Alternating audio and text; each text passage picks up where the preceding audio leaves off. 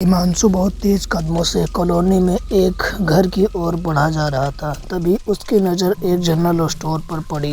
अरे रात के 2 बजे यहाँ कौन दुकान खोले हुए है? चलो मेरे लिए तो कुछ अच्छा ही है। प्यास से मेरा गला सूखा जा रहा है। चलो एक कोल्ड ड्रिंक ही पी लेता हूँ। हिमांशु धीरे धीरे कदमों से चलता हुआ उस जनरल स्टोर के अंदर चला गया। जनरल स्टोर में एक 21 वर्षीय व्यक्ति हिमांशु की ओर अजीब सी नज़रों से देखता हुआ बोला, कौन हो तुम और इतनी रात को इस कॉलोनी में क्या कर रहे हो? तुम अपने काम से काम रखो ना। मुझे बहुत तेज प्यास लगी है। जल्दी से मुझे एक कोल्ड ड्रिंक दे दो। वैसे तुम्हारा नाम क्या है? मेरा नाम मनोज है। मैं ही इस जनरल स्टोर का मालिक हूँ। इतना बोलकर मनोज ने किसी लड़की को आवाज़ लगाना शुरू कर दिया। सोनल, ओ सोनल, अरे कहाँ हो तुम? देखो ग्राहक मेरे सामने खड़ा है और तुम्हारा कोई पता नहीं है। आप किसे आवाज़ लगा रहे हैं? मैं अपनी बेटी सोनल को आवाज़ लगा रहा हूँ। रात के 2 बज रहे थे। मनोज जी, मुझे बता दीजिए फ्रिज कहाँ है? मनोज ने इशारे से हिमांशु को फ्रिज दिखा दी। हिमांशु फ्रिज के करीब गया ही था कि तभी एक कुत्ता हिमांशु के ऊपर बुरी तरह से भौंकने लगा। अरे यह कुत्ता किसका है? इसे हटाओ यहाँ से, मुझे काट न ले। मुझे कुत्तों से नफरत है। यह मेरा पालतू कुत्ता है साहब। इतना बोलकर मनोज कुत्ते की ओर देखकर बोला, बच्चू, अरे ओ बच्चू, इधर आ जाओ। मनोज की बात सुनकर कुत्ता वहाँ से चला गया। मगर हिमांशु ने जैसे ही फ्रिज खोला तो फ्रिज के अंदर का दृश्य देखकर उसकी आंखें दहशत से फटी की फटी रह गई। फ्रिज के अंदर हिमांशु की लाश कटी हुई अवस्था में पड़ी हुई थी। यह क्या है? यह तो मेरी लाश है। अरे ऐसे कैसे हो सकता है? यहाँ तुम्हारा भविष्य है। इतना बोलकर मनोज का चेहरा बड़ा ही भयानक हो गया। उसकी आंखों की पुतलियाँ सफ़ेद हो गई। देखते ही देखते वह जनरल स्टोर एक जले हुए इमारत में परिवर्तित हो गया। यह सब क्या हो रहा है? कौन हो तुम? हिमांशु ने इतना कहा ही था कि तभी हिमांशु की गर्दन अपने आप कटकर जमीन पर गिर पड़ी। अगले दिन हिमांशु की लाश जनरल स्टोर के बाहर पड़ी हुई मिली। इंस्पेक्टर शिवानी हवलदार तलपड़े के साथ लाश का मुआयना कर रहे थे। तलपड़े, अजीब बात है, इसकी गर्दन कटी हुई है लेकिन आसपास कहीं भी कोई चाकू या धारदार हथियार दिखाई नहीं दे रहा है। जो भी हो मैडम, इसका नाम हिमांशु है। मैं इससे जानता हूँ। यह एक आपराधिक किस्म का व्यक्ति था। शिवानी हिमांशु का मोबाइल चेक करने लगी। मोबाइल चेक करने के बाद हिमांशु तलपड़े से बोली, इस व्यक्ति ने आखिरी कॉल पप्पी नाम के किसी व्यक्ति को की थी। तभी एक व्यक्ति शिवानी से बोला, पप्पी यहाँ से कुछ ही दूरी रहता है मैडम। उसके पिता सम्मी का ट्रक का व्यवसाय है। मुझे पप्पी के परिवार के बारे में बताओ। पप्पी के पिता सम्मी के पास बहुत सारे ट्रक हैं। वह अपना ट्रक ट्रांसपोर्ट वालों को किराए पर दिया करते हैं। पप्पी, उनका बड़ा लड़का और छोटा लड़का, वो लोग दिन भर आवारागर्दी करते हैं। अब क्या बताऊं, आप समझ सकती हैं, सब गुंडा बदमाश हैं। इस कॉलोनी के लोगों के नाम से ही जाने जाते हैं। उसे शिवानी ने हिमांशु की लाश को पोस्टमार्टम के लिए भिजवा दिया और वह तलपड़े के साथ सीधे पप्पी के घर के अंदर घुस गई। तुम आंखों से अंधी हो क्या? पुलिस की वर्दी दिखाई नहीं देती है क्या तुम्हें? हाँ दिखाई तो देती है, लेकिन तुम मेरे घर में क्या कर रही हो? तुम्हारे घर से कुछ दूर मनोज जनरल स्टोर के बाहर हिमांशु नाम के व्यक्ति की बड़ी बुरी अवस्था में लाश पड़ी हुई मिली है। उसके मोबाइल से आखिरी कॉल तुम्हें किया गया था।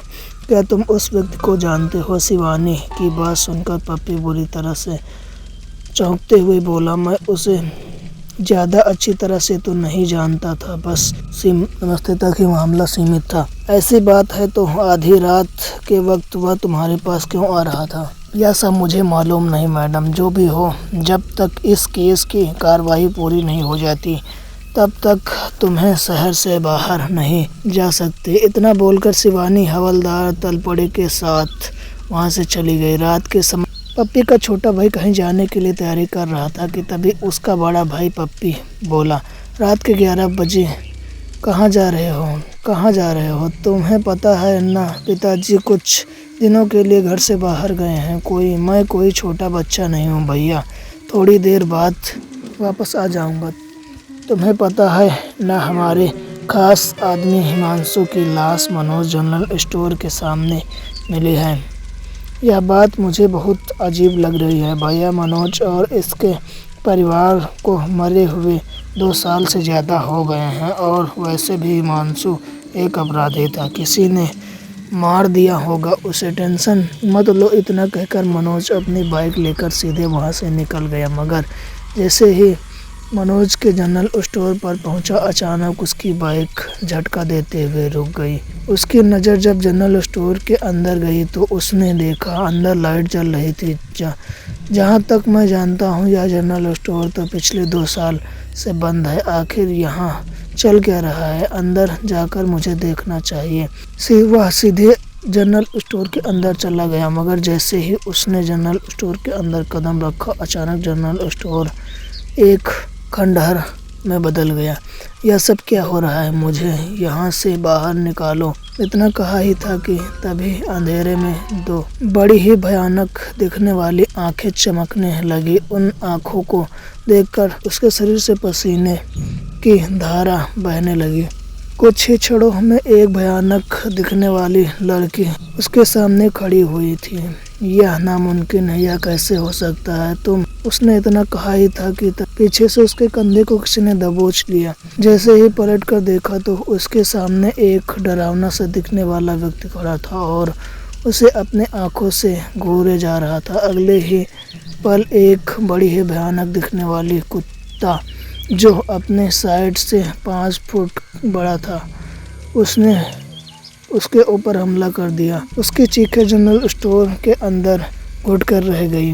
अगले दिन मनोज जनरल स्टोर के सामने पड़ा हुआ था और पप्पी फूट फूट कर रो रहा था। शिवानी और तड़पड़े वहाँ पर पहले से ही मौजूद। क्या तुम्हारी किसी के साथ दुश्मनी थी पप्पी? तुम्हारे भाई की जान किसने ली? मुझे क्या पता है, यह पता करना तो आपका काम है। जिसने भी मेरी भाई की जान ली है, मैं उसे किसी भी कीमत पर छोड़ूंगा नहीं। ऐसा भूलकर भी मत करना पप्पी। कानून को अपने हाथ में लेने का तुम्हें कोई अधिकार नहीं है। मैं तुम्हारे भाई के कातिल को ढूंढने प्रयास करूंगी। वैसे तुम्हारे पिताजी कहाँ हैं? पिताजी कुछ ही देर में यहाँ पर पहुँचने वाले होंगे। तभी वहाँ पर एक ब्रांड कार आकर रुक गई।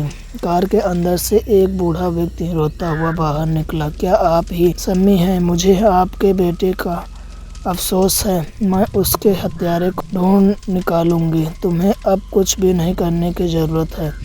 अब जो करूंगा मैं करूंगा। शिवानी हवलदार तलपड़े के साथ थाने आ गई। तलपड़े, कुछ तो गड़बड़ ज़रूर है। कल ही मनोज जनरल स्टोर के सामने हिमांशु की लाश मिली और हिमांशु के नंबर से आखिरी कॉल पप्पी को किया गया था, और आज पप्पी का भाई। कुछ तो गड़बड़ ज़रूर है। मुझे लगता है यह किसी भूत का चक्कर है। बकवास मत करो तलपड़े, तुम्हें तो वैसे भी हर जगह भूत प्रेत नज़र आते हैं। मैं इन सब बातों पर विश्वास नहीं करती मैडम, लेकिन जिस तरह से हत्या हो रही है उसे देखकर मुझे यही लगता है कि यह किसी इंसान का नहीं काम है। आज रात दूध और पानी का पानी हो जाएगा। आज रात हम दोनों चुपके से मनोज जनरल स्टोर पर नज़र रखेंगे। लेकिन वो तो 2 सालों से बंद पड़ा हुआ है। अपनी बेटी के साथ वह उस जनरल स्टोर को चलाता था। कहते हैं कि किसी ने मनोज और उसकी बेटी को गोली मारकर उसकी हत्या कर दी थी। यहाँ तक कि हत्यारों ने उसके कुत्ते को भी नहीं छोड़ा। जानती हूँ, मुझे लगता है कि कोई हत्यारा उस जनरल स्टोर के अंदर बंद होने का कहीं न कहीं फ़ायदा उठा रहा है। इधर रात में पप्पी रोते हुए अपने पिता से बोल रहा था, आपके कर्मों की सज़ा मिली है मेरे भाई को। बकवास बंद करो। मेरी गैर हाजिरी में तुम अपने छोटे भाई की देखभाल नहीं कर पाए और ऊपर से मुझ पर ही आरोप लगा रहे हो। पिताजी, कहीं उससे मनोज के परिवार का हाथ तो नहीं? मुझे अब डर लगने लगा। तुम्हारा दिमाग खराब हो गया है। मत भूलो कि मनोज और उसके परिवार को मरे हुए 2 साल हो चुके हैं। कल हमारी आदमी हिमांशु मनोज जनरल स्टोर के सामने मृत्यु अवस्था में पड़ा हुआ मिला और मेरा छोटा भाई पिताजी कुछ तो गड़बड़ है, हमें मनोज जनरल स्टोर के अंदर जाकर देखना चाहिए। पप्पी की बात सुनकर उसके पिता गहरी सोच में डूब गए और बोले, तुम सही कह रहे हो, चलो चलकर देखते हैं। कुछ ही देर में पप्पी और उसके पिता मनोज जनरल स्टोर के सामने खड़े हुए थे। मनोज जनरल स्टोर शटर बंद था, फिर अचानक शटर अपने आप खुल गया और अंदर की लाइट ऑन हो गई। यह सब क्या है? घबराओ मत, आजकल विज्ञान ने बहुत तरक्की कर ली है। कोई है जो हमें डराना चाहता है, अंदर चलकर देखते हैं। पप्पी और उसके पिता मनोज जनरल स्टोर के अंदर चले गए। दूर से ही शिवानी और तलपड़े भी देख रहे थे। देख रहे हैं मैडम, मैंने कहा था ना, यह भूत प्रेत का चक्कर है। शटर अपने आप खुल गया और लाइट्स ऑन हो गई। बकवास बंद करो तलपड़ी और अंदर चलो। मैं अंदर नहीं जाऊंगा मैडम, मुझे बहुत डर लग रहा है। आप मुझे चाहे तो जो सजा देना चाहे दे सकते हैं, लेकिन मैं अंदर नहीं जाने वाला। शिवानी चुपके से मनोज जनरल स्टोर के अंदर घुस गई। इधर पप्पी और उसके पिता जनरल स्टोर को आंखें फाड़ फाड़ कर देख रहे थे। यह कैसे संभव हो सकता है? पप्पी इसे बंद हुए तो 2 वर्ष से अधिक हो चुका है, मगर यहाँ क्या रखा हुआ है? सामान और भव्यता तो कुछ और ही बता रही है। तभी उनके कानों में एक व्यक्ति की आवाज़ टकराई, मुझे तुम दोनों का ही इंतजार था। पप्पी और उसके पिता ने जैसे ही सामने की ओर देखा तो उसकी आंखें दहशत और डर से फटी की फटी रह गई। उनके सामने मनोज अपनी पुत्री सोनल के साथ खड़ा हुआ था। यह कैसे हो सकता है? तुम दोनों कैसे जीवित हो सकते हो? तुम दोनों को तो मैंने अपने हाथों से मारा था और आज तुम दोनों बाप बेटे मरोगे। आखिर मेरी गलती क्या है? सिर्फ यही कि कॉलोनी में आने जाने वाले लोगों पर नज़र रखता था, वो भी कॉलोनी वालों की भलाई के लिए। तुमने सिर्फ इतनी बात के लिए मुझे और मेरी बेटी को इतनी बेरहमी से मार डाला। अब तुम दोनों की बारी है। अचानक शिवानी पिस्तौल लेकर सबके सामने आ गई। अपने हाथ खड़े कर लो, मैं तुम सब लोगों को गिरफ्तार करती हूँ। शिवानी ने इतना कहा ही था कि तभी शिवानी हवा में उछल गई और बुरी तरह से जमीन पर टकराकर बेहोश हो गई। बेहोशी की हालत में उसकी आंखों के सामने एक दृश्य चलने लगा। 2 साल पहले मनोज जनरल स्टोर। मनोज अपनी बेटी सोनल से मुस्कुरा कर बातें कर रहा था कि तभी पप्पी और उसके पिता अपने छोटे बेटे के साथ हाथ में पिस्तौल लिए जनरल स्टोर के अंदर घुस गए। मनोज, हमारी तुमसे कोई दुश्मनी नहीं, लेकिन कॉलोनी में किसी भी नए व्यक्ति से ज़्यादा पूछताछ करना तुम्हें शोभा नहीं देता। मैं जानता हूँ तुम यह सब क्यों कर रहे हो, क्योंकि तुम एक अपराधी हो। ट्रक को किराए पर देने की आड़ में तुम अवैध सामान को दूसरे राज्य तस्करी करते हो। इसीलिए मैं कॉलोनी की भलाई के लिए यह काम करता हूँ। मैं नहीं चाहता कि तुम्हारी वजह से कॉलोनी के सभी व्यक्ति पर कोई आ जाए। कॉलोनी की भलाई का तुमने ठेका ले रखा है क्या? हम तुम्हें आखिरी बार समझा रहे हैं, हमारे मामले में ज़्यादा टांग मत अड़ाओ। यह तुम्हारे और तुम्हारे बेटी के लिए ठीक नहीं होगा। तुम तीनों इस बात को भूल गए हो कि इस देश में कानून नाम का राज है और आजकल हमारी सरकार अपराधियों को लेकर कितनी सतर्क है। क्या तुम इस बात को नहीं जानते? तो फिर देखता हूँ कि तुम्हारा कानून और तुम्हारी सरकार तुम्हें और तुम्हारी बेटी को बचा पाती है या नहीं। इतना कहकर पप्पी के पिता ने गोली से मनोज और मनोज की बेटी को छल्ली कर दिया। तभी वहाँ पर मनोज का कुत्ता भौंकता हुआ आ गया। जब तेरा मालिक ही मर गया तो तू जिंदा रहकर क्या करेगा? इतना कहकर पप्पी अपनी पिस्तौल की सारी गोलियां उस कुत्ते के ऊपर चला दी। अगले ही क्षण इंस्पेक्टर शिवानी होश में आ गई, मगर सामने का दृश्य देखकर उसकी आंखें दहशत से फटी की फटी रह गई। कोई जनरल स्टोर नहीं बल्कि एक खंडहर था। शिवानी के सामने पप्पी और उसके पिता की बड़ी ही खराब अवस्था में लाशें पड़ी हुई थी। शिवानी जनरल स्टोर से बाहर आई जहां तलपड़े खड़ा था। क्या हुआ मैडम? मुझे बहुत चिंता हो रही थी। मैंने देखा अचानक जनरल स्टोर के अंदर अंधेरा छा गया। तुम्हारा शक सही था तलपड़े। मैं कुछ समझा नहीं मैडम। कुछ बातें समझ में न आए तो अच्छा है। शिवानी तलपड़े के साथ थाने चली आई। शिवानी ने उन तीनों की मौत को रहस्यमय हत्या बताकर उसकी फाइल बंद कर दी। दोस्तों, ये स्टोरी अच्छी लगी तो हमारे चैनल को सब्सक्राइब करें।